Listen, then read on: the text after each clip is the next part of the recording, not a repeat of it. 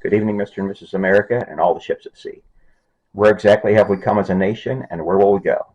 That is a subject I will do my best to address in this week's discourse. Do we quite simply despise the welfare deadbeats that many seem to believe habitually drain this country of money, resources, and time? I mean, why can't they all just get a job after all?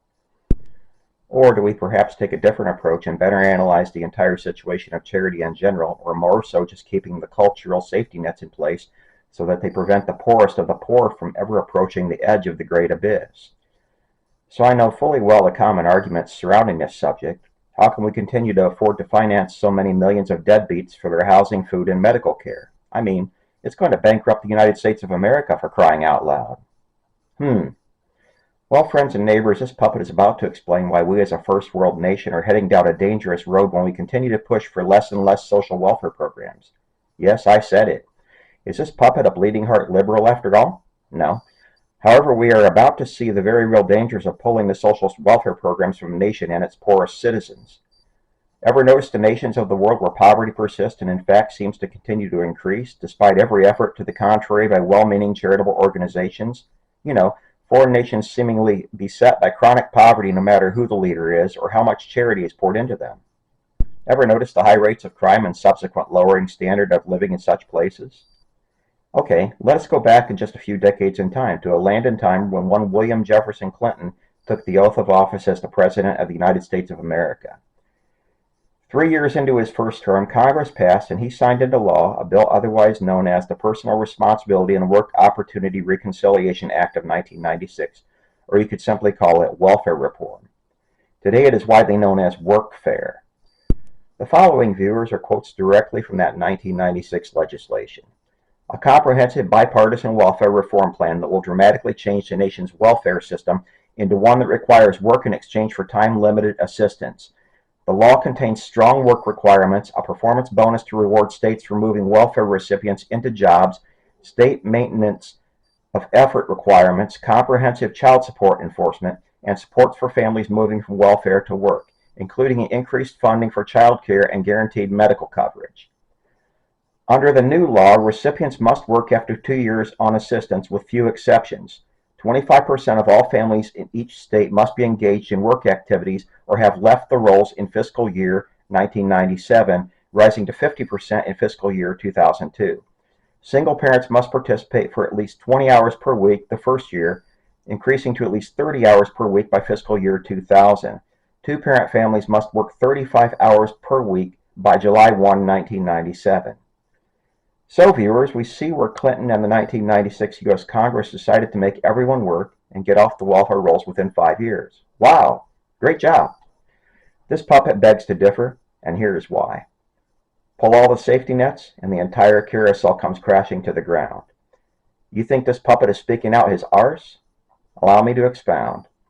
Take a look once at a nation like South Africa, the land of Nelson Mandela and apartheid.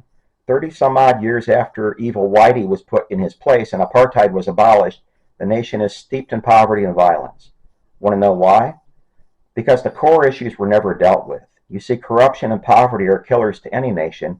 Without any social safety nets in place, most poor South Africans are starving or living in squalor and have had it up to here on waiting on their train to come in. Now, should the current corrupt leadership of South Africa tell those violent people to get to work and we will send you monthly government stipend for minimal housing and subsistence food rations? Let me guess, that would not work out so well. Friends and family, are you aware of the goings-on in Colombia and Venezuela? Well, suffice it to say that drug lords and violent criminals have overran those nations. Want to know why? Why, that would be poverty. Poverty and more poverty. Yep. Remember the era of prohibition in the United States? The Great Depression late in the 1930s? Well, then you must have heard of names like Barker, Dillon, Bonnie and Clyde, and Capone. I wonder why they thrived during that particular time in history. Oh, you mean to tell me that the Great Depression meant no jobs and massive poverty? Yep. You cannot make this stuff up, my viewers.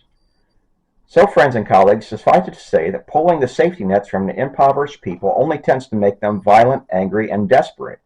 The United States of America is already the incarceration capital of the world among supposedly civilized first world nations, with per capita rates currently at 541 inmates per 100,000 citizen population. I will state here on the record that we will not be able to build enough prisons fast enough if we continue to pull federal and state social welfare funding and also build up the roadblocks to people getting help. It is just a recipe for disaster. Now, I know that some watching will oppose my viewpoint, and that is fine. It is a free country. This puppet is merely presenting the facts as I see them, and it is up to you to do with it what you will. Part of Bill Clinton's Workfare Master Plan also focused on deadbeat fathers, as far as prosecuting fathers who were delinquent on child support payments to their children. Bravo! This puppet is all for getting financial, emotional, and loving support to children as they deserve it.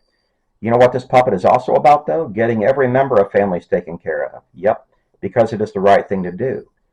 Now, puppet, hold on a minute. There are so many lazy deadbeats who will take advantage of a system if you have no accountability in place. I agree fully. That said, it needs to be noted that for many who the system had labeled as deadbeat fathers, the system itself has only exacerbated the situation and made matters worse. Allow me to explain. Sure, there are more than a few guys out there who went around impregnating women and leaving quickly. Sure, many of the children born from those trysts were bound for poverty if no one had stepped in. But you know what? Many of them remained in poverty anyway.